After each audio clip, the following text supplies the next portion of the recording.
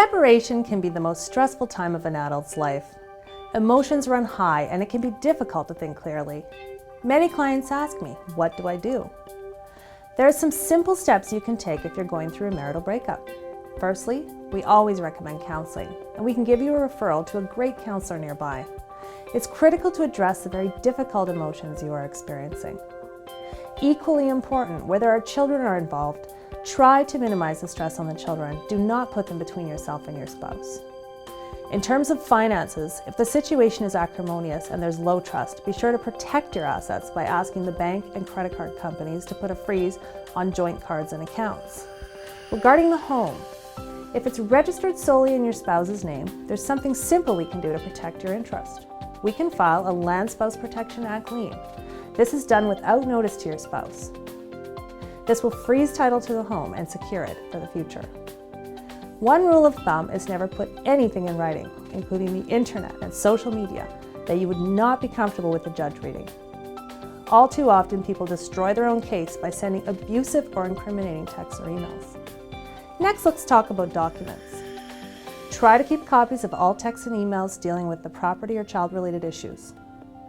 Record on a calendar the dates and times you spend with the children.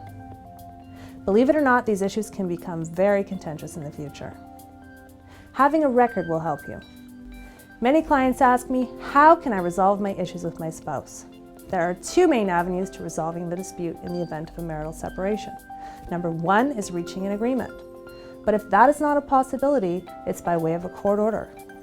Our first priority is always to help you reach an agreement as quickly as possible and in the most fair manner possible. However, sometimes this is simply not possible. There are many resources available to help encourage an agreement, such as mediation, arbitration, and settlement meetings. To make your separation agreement as legally binding as possible, both parties require independent legal advice from their family law lawyer, and they must exchange sworn financial statements. The financial statement will disclose the income and complete assets and liabilities of each party. Many clients ask me about hiding something in their financial picture, and I simply say to them, this will hurt you in the future because it will mean your separation agreement is less binding. To have the utmost fairness and the most protection for your separation agreement, there must be full and final financial disclosure. If an agreement cannot be reached despite our best efforts, court is the last resort. Proceeding with a court action can be stressful, but the vast majority of court actions settle prior to trial. The settlement negotiation continues throughout the court action. Sometimes court actions are even settled on the courthouse steps before trial. These are some of the basic steps you can take in the event of a marital separation. Please give us a call or visit our website at bakernewby.com to book a consultation.